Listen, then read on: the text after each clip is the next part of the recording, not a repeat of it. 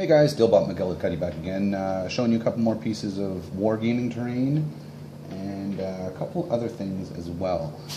First on is this guy here. So this is just sort of like a little temple, right? It's got looks like a well. It's got a couple of statue-like, I don't know what you'd call those. No, whatever. It is what it is.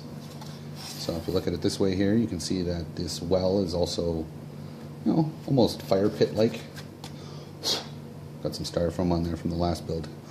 Oh, I might have to redo this. It's snowing. This place was like a snowstorm. I was just building the N64 box, the video that I just posted. And it was absolutely chaotic in here. It was like a snowstorm. So you can see under here is a little white something or other that coincides with the well. That is a little tea light candle from the dollar store. So you can see that glows inside there. Adds a little realism to your piece. I didn't add any turf or anything like that. It's sort of, desolate, desert-like atmosphere. So you can see that. Turn that one off. Next piece, this one didn't quite make the cut. It kind of warped a little bit, so it stayed on the shelf and hasn't really done anything since. But the effect I was going for was a lava effect, and I kind of achieved that. I think if I were to clear coat this, it would actually look a lot better. So, but I was just experimenting with some stones and pieces of styrofoam and cutting them out. All the little stones here are pieces of kitty litter. Just real cheap kitty litter, no clay or anything like that. And so some of the bigger pieces are, this flat foam core styrofoam. This here was a chunk of styrofoam, just kind of crudely carved out to make it look all jagged and whatnot. So paint scheme's not really there. It's, essentially not exactly done, but because it warped, I stopped working on it. So there's that. Next one, we'll do this one here. This here is going to be difficult to see if I don't do this. This one here is just a piece of hilly terrain. So I was just kind of experimenting and whatnot. My goal was to make trees, and so I think I somewhat accomplished that.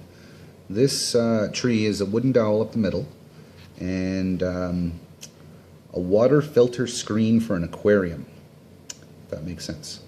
So it's about half an inch thick when it starts out. So I cut out little squares, rounded them off, and then cut them into sections. So you can see like there's one section here, one there, one here, or there's two there, one there, and it gets smaller as you go up. So I just shaped it with scissors and whatnot. So not the nicest looking trees, but they serve the purpose.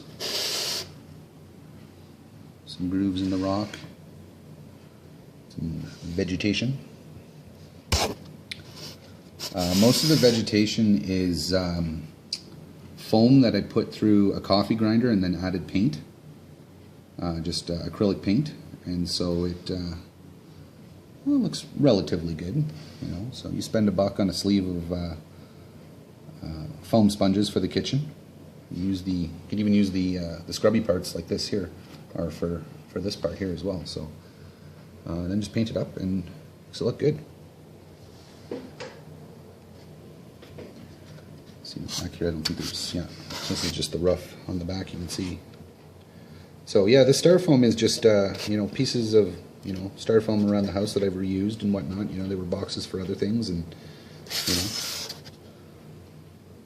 So the part that gets seen when you're playing is the detailed part, so there we go.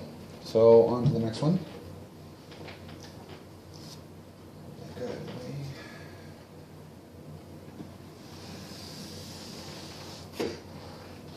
So this one started off with just a barrel.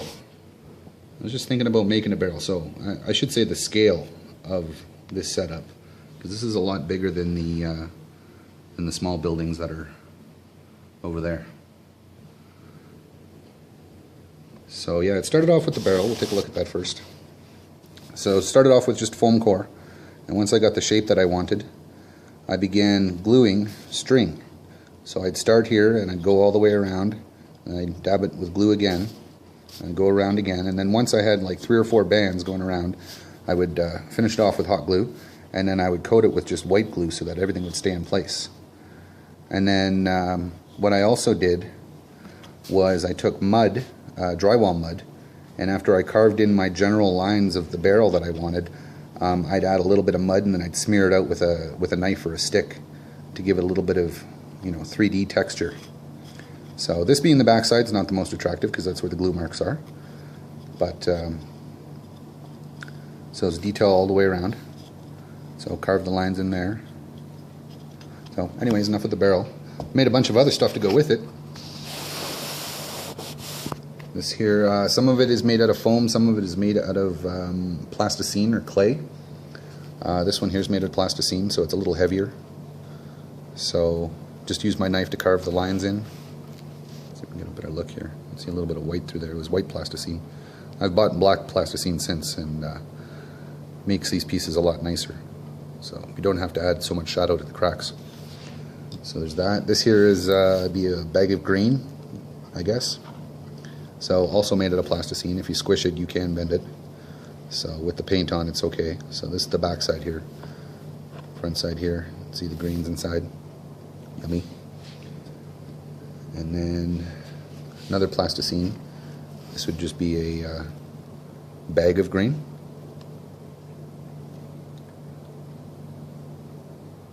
So that was a little tricky to do that part.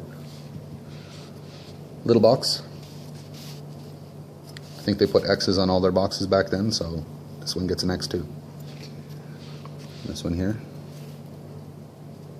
So these are both foam core, both of these boxes. Yeah, so you can see the, oh, there we go. This here is a little hay bale. It's also foam core, but it was covered with a flock, and then I just kept adding paint and then finally got it to dry brush the detail on. And plasticine bag again on top. Oops. So, and then the building itself, similar style to the other buildings, the roof style anyways, pieces cut out with, little grooves put in, and, you bend it up and, make it look distressed. Dark undercoat, light blue on top. We'll go around to this side.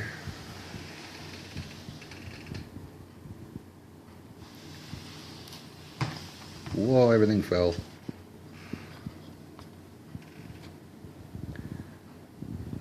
Let's see if we can get some detail on the inside.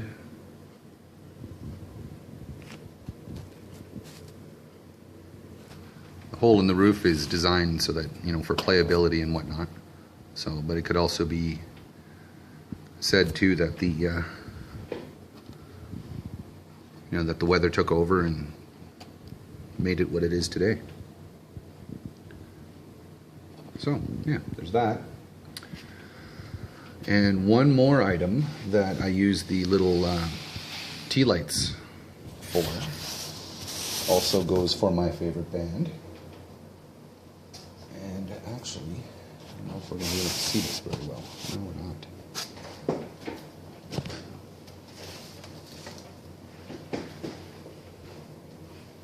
All I'm going to have to do is do this.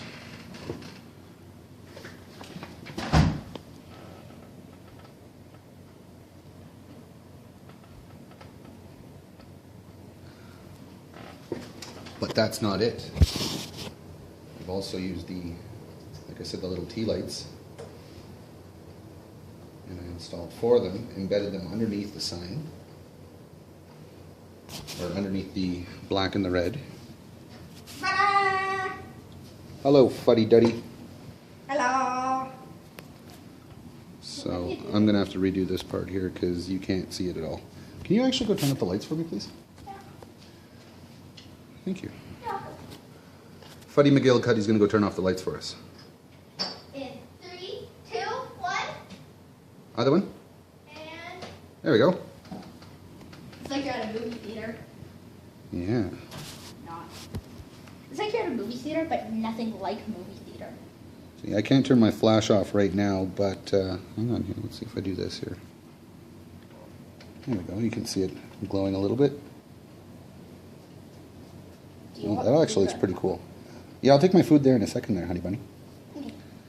So, You better pay. I gotta pay. What'd you bring me? Your pizza. Your pizza and your milkshake. Is it black and pink? Yeah. That looks delicious. Thanks. Is this my bill too? Yeah. All right, turn it around so we can see. You have to pay 8. You have ordered small pizza $2, medium milkshake strawberry for $6.49. When did that price go up? It was only like $3 on the menu. No. $3 for the small one. Then you said no, get a Cash or medium. debit? How about a kiss? Okay. Okay. Mwah. Thank you. Got him. All right. Bye, everybody.